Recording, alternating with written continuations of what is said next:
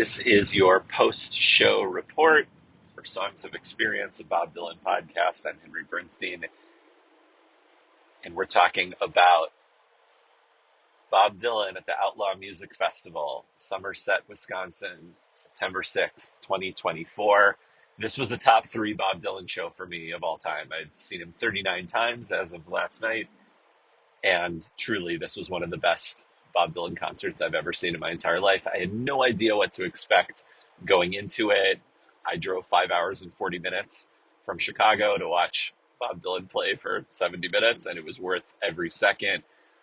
Met up with some great North Country folks beforehand, Matt and Jenny Steichen, their son Levi, Matt and Kristen Simonson from the Twin Cities. Just thrilling to see them, be in the crowd with them. The crowd, I have to say, first of all, was great. It seemed like it was mostly going to be a Willie and Mellencamp crowd, but during Bob's set, they were very well behaved, participated, got up and danced, cheered at the right parts, listened at the right quiet parts. Just all around great crowd. Everyone around me was very cool. There's only a little bit of talking at the end during the last song. I'll get to that later. But here's your song by song report. So Bob Dylan came on at about 7:55. He's the set time says 8 o'clock, but he's like, let's go 5 minutes early. And with his jet black hair matching his jet black silk cowboy shirt. I gotta say, the hair really, it's quite stark and quite startling when you see it, but it does help if you're sitting further back to recognize, oh, that's Bob Dylan. So I got no beef with the dyed jet black hair. He came on sort of unassuming as he does, no recognition of anything.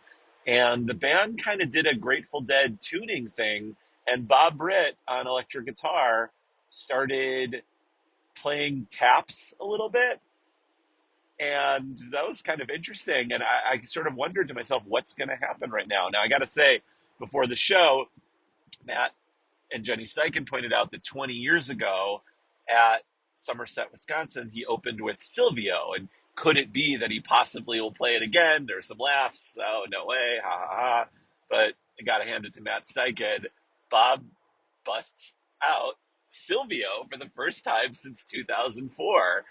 And it was amazing. Now, truth be told, I have never been a Silvio fan. I know that rubs a lot of Bob Dylan fans the wrong way, but I just always found the song kind of annoying. But confession is good for the soul, and I have seen the light. Silvio just absolutely rocks when you see it live. That was a killer song. I hope he keeps it in the set. It was amazing.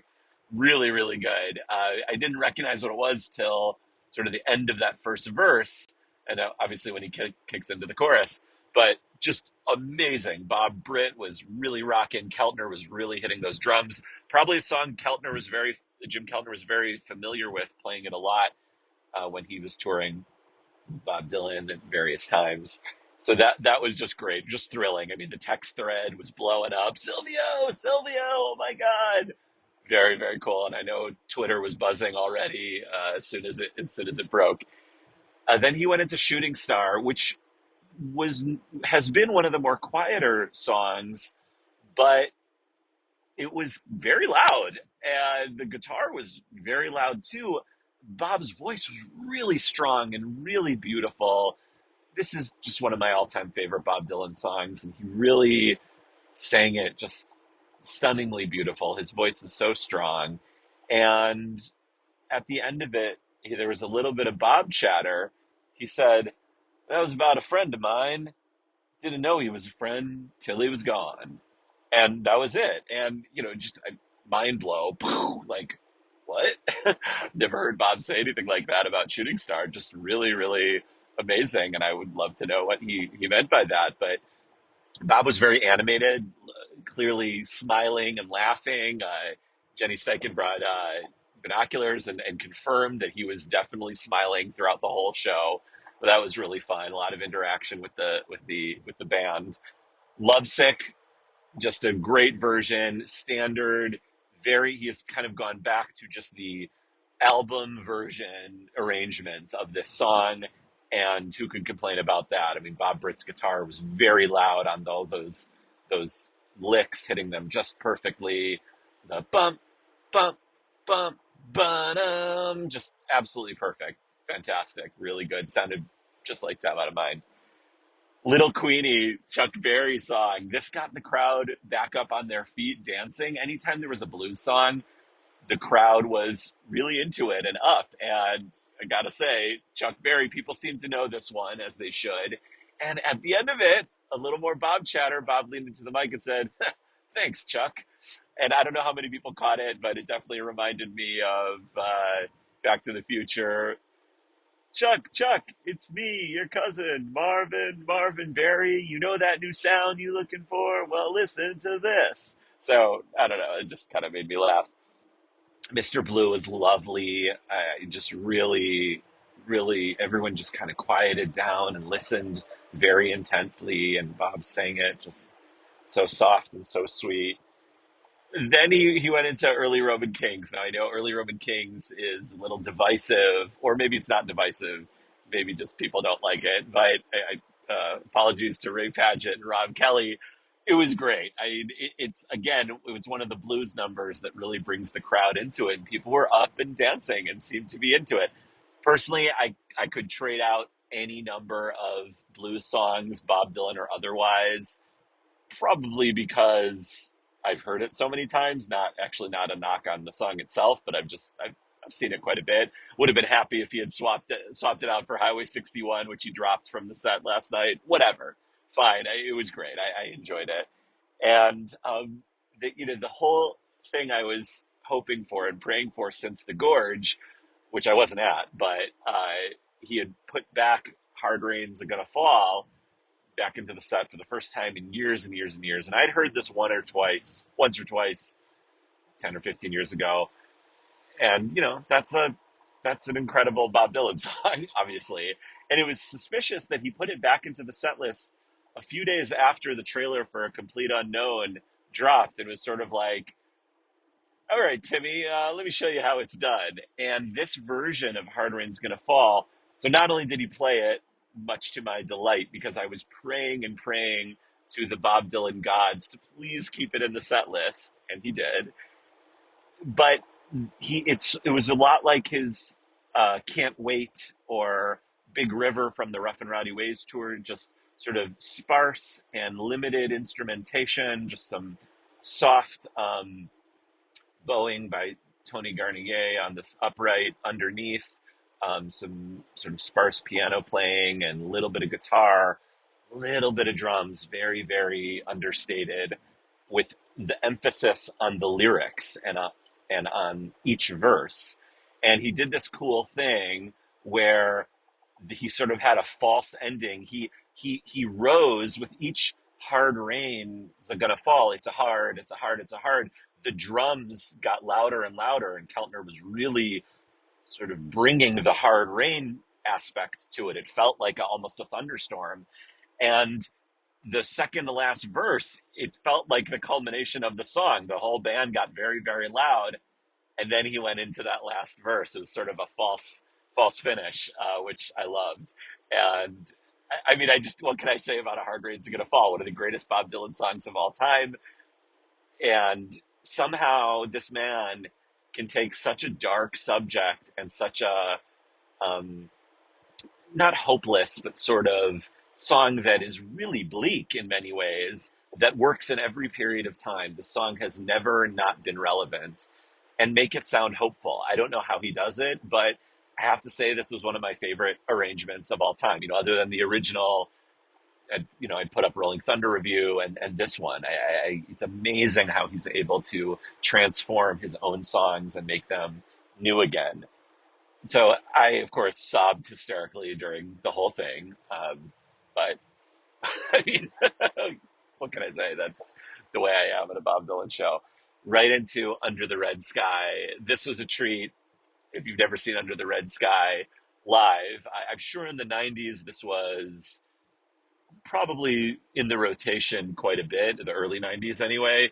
But for me, when I was at the Hollywood Bowl show, it was it was new. So I got to hear a new song for me for the first time. And so it was great to hear it a second time. And he played harmonica on it, really beautiful harp solo. I just feel so lucky to have heard it. I mean, really, that's how I feel about A Hard Rain's Gonna Fall. Like, wow, I am in 2024 at 42 years old hearing Bob Dylan sing A Hard Rain's Gonna Fall. Like, how lucky I am to be alive right now. And even for Under the Red Sky, I feel that in a certain way because it's just hearing these songs where we for many of us we got so used to the Rough and Rowdy Ways tour and definitely felt that way about those songs. Lucky to hear them live, but for this one is just like, yeah, I'll take Under the Red Sky. It was great, especially with the harmonica solo. It's like Bob's bringing back the harp. Things Have Changed was up next, and I gotta say, I love the new arrangement of Things Have Changed, the Outlaw Tour arrangement. This was a song that I've heard many, many times over the years during the Never Ending Tour. It's Bob's sort of signature 21st century song, won an Oscar for it. And could you blame him for wanting to play it and being proud of it? I mean, it's a wonderful song. And the new arrangement is sort of a blues, 12 bar blues kind of thing happening. And it works great. For the people that knew it, they were thrilled. And for everyone else, seemed to be happy listening to it. Just awesome. Can't say enough nice things about Things Have Changed. Um, so then Bob settles into Stella Blue. Now, uh, if you remember on the Rough and Rowdy Ways tour, he was working this out, I think, in 2022. And maybe even in 2023, it was still, you'd get lucky if you heard it. And then it became a staple on the Outlaw tour. And now, not only is it a staple, it's a signature Bob Dylan song. And I just love that of all the lovely, beautiful Jerry Garcia Grateful Dead songs. I mean, there's nothing better than Dylan and the Dead, right? That they it's like peanut butter and jelly. And to hear him honor Jerry and honor, Bobby and Phil and Mickey and Bill in this way, it's just I love it. It's almost as like the Grateful Dead are an extension of him, and obviously honoring them with philosophy of modern song, but just to hear him sing Stella Blue, and there were plenty of Deadheads in that crowd last night, and boy did they love it every time he came to the chorus. Once they realized what was happening, I got to witness that at the Hollywood Bowl. The folks in front of me wearing their Dead and Co. gear, and I leaned forward and said, "You Deadheads are going to love this," and they did, and that was kind of the vibe last night too, with Stella Blue. Just really, oh God, I love that I get to hear Bob Dylan sing a Grateful Dead song, kind of as a signature song in the set list as we're nearing the end. So the only thing I was worried about with Hard Rain taking up the slot, it sort of bumped Can't Wait, and I was worried, oh, did Can't Wait get bumped from the set list? It did not. It just came after Stella Blue. And this is one of my favorite songs on the Outlaw set list. I love, love, love this version of Can't Wait. It's Adam Selzer reminded me that it's almost like the 2018 version of Don't Think Twice, It's All Right. Just a basically an acoustic piano solo song. He and I had talked about this idea of what if Bob Dylan did an acoustic Broadway show of just him and piano with these songs, maybe Tony on upright bass behind him. But yeah, I mean, that's really what this is. It's just piano, a little bit of guitar, a little bit of brush drum on the drums, and a little bit of Tony Garnier bass. I'm not really sure what Doug is doing on the song, but there's a little bit of guitar from him too. And it's just what a great Bob Dylan song from Time Out of Mind. We're just that my love of Time Out of Mind was reignited with Fragments and just continues, and I'm so happy Can't Wait is in the set list. This is a song I've heard a few times over the years, but now having it as a staple again, where Bob Dylan has really mastered the piano as an extension of himself in the way that guitar was and harmonica are just a part of him, and now the way he plays piano is just like that too.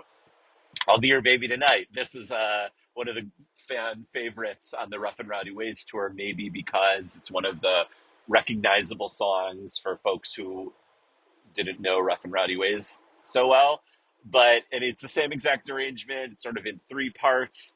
Um, there's sort of a slow, deliberate singing of each verse with piano banging, and then Bob Britt goes into that second part. It's sort of like a surfer 50s band kind of thing. Bump, bump, ba-da-da-da, da-da, da-da-da-da. And it's kind of like a music break. And the band really was cooking. And this is where Keltner really came alive. When I saw Bob on at the Hollywood Bowl, I didn't really notice Jim Keltner, and maybe that's because of my distance from the stage. But man, is he cool with his dark shades on the whole show, even after the sun sets. And, having been on a Zoom call with him, thanks to Ray Paget flagging down the doublies, he wears those shades all the time. So that was really cool. And again, I never really noticed him the way I noticed Jerry Pentecost and Charlie Drayton. Maybe again, I had better seats for Rough and Rowdy Ways, so I was closer, and they're a little more dynamic, and they have a little more choreography in the way they play drums. And Keltner sort of plays it straight. He's just like a pro's pro, think of Ringo Starr, just doing the job and doing it very well. But this one, he really came alive. So much so, earlier in the night, Bob had turned and smiled and pointed at him. After "I'll Be Your Baby Tonight," Bob kind of chuckled, turned around, and gave Jim Keltner the double point. And if you have seen Bob Dylan more than once, you know that the double point is a thing. That whether it's to someone in the crowd, I'm looking at you, Caroline Schwartz and Kate Flower from the Bob Dylan official fan club on Facebook. The double point is huge, and whether he does it to someone in the crowd or to a band member, it means the world. The double point, we love the double point. So that was great. He's clearly having a good time. Happy to have Jim back in in his band. And so, I was confused because he had flipped "I'll Be Your Baby Tonight" and "Ballad of a Thin Man," but I guess I didn't realize that since I had seen him at the Hollywood Bowl. So I was worried for a second, is that it? Because I thought "I'll Be Your Baby Tonight" was the last song. But Soon After Midnight was next. No beef with this song. I love it. It's gorgeous. He sang it beautifully. It's soft. It's sweet. Brings everyone back down a little bit before the big finale. And so that was just lovely to hear that song.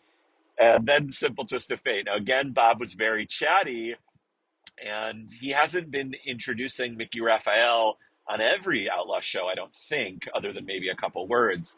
But and folks out there, correct me if I'm wrong. But on this one, he said, "I want to bring out someone from Willie's band, Mickey Raphael." And I don't think he said on harmonica or on harp, but Mickey Raphael came out and holding a harmonica.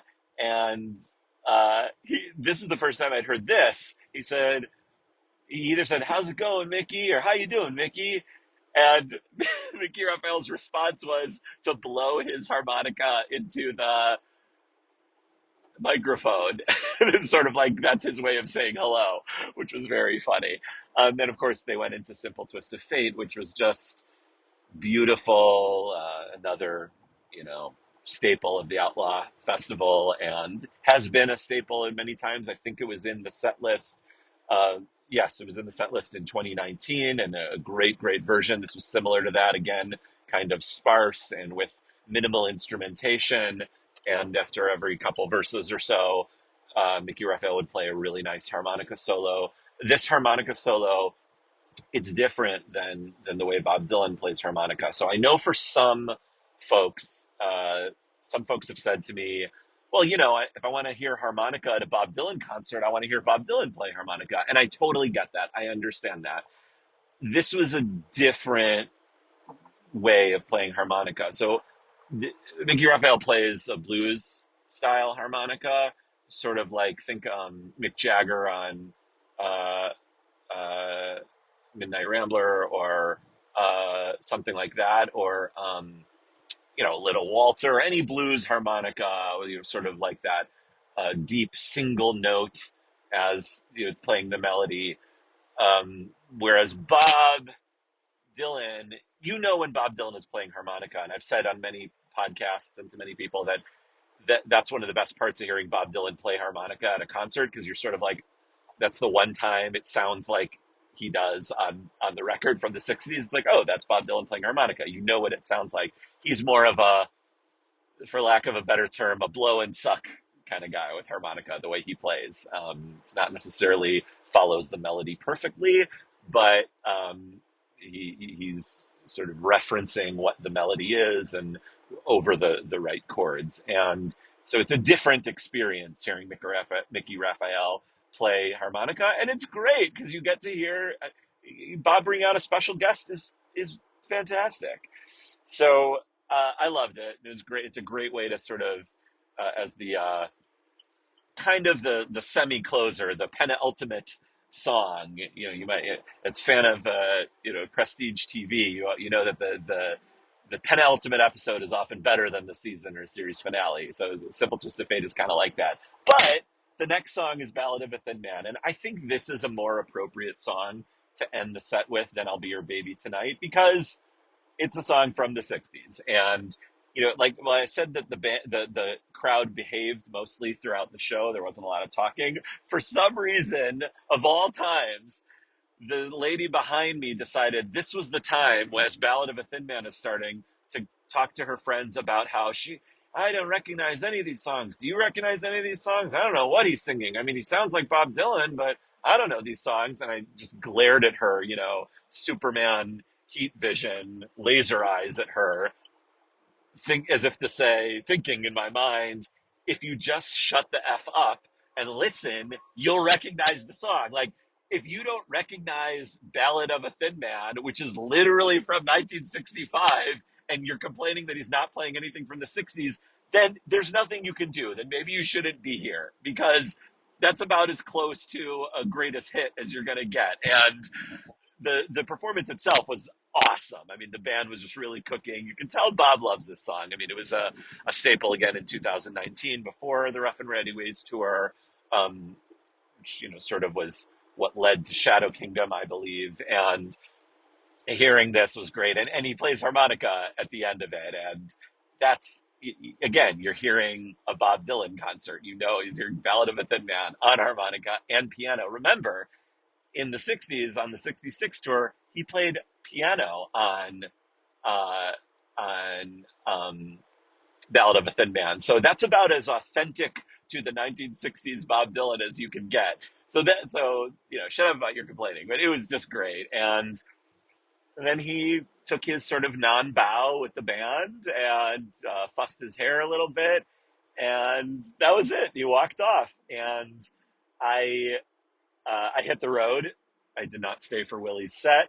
And what was funny to me was, I put this on Twitter, is I ended up, as I was pulling out of the parking lot, I got caught in some traffic as Bob's buses were pulling out too. I guess he was hitting the road and not staying for Willie's set, which was funny to me because at that exact moment, Jenny Steichen had texted me, "Do you think Bob will come out and play Heartland with Willie?"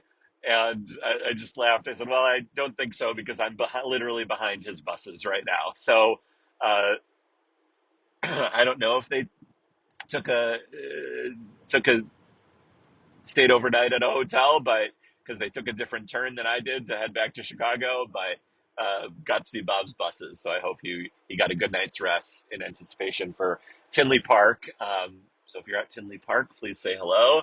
And it was great to meet some folks out there. I mentioned the Simonsons and the Steichens, Steve Hayden from Jokerman. I wish we had a chance to say hello to each other, but there was bad service there. And shout out to Erica on Twitter. Got to meet you and your daughter, and that was awesome. Wearing your Definitely Dylan shirts, very cool, and just a great night overall. It was worth every mile, every gas, every shortened sleep to see Bob Dylan in Somerset, Wisconsin.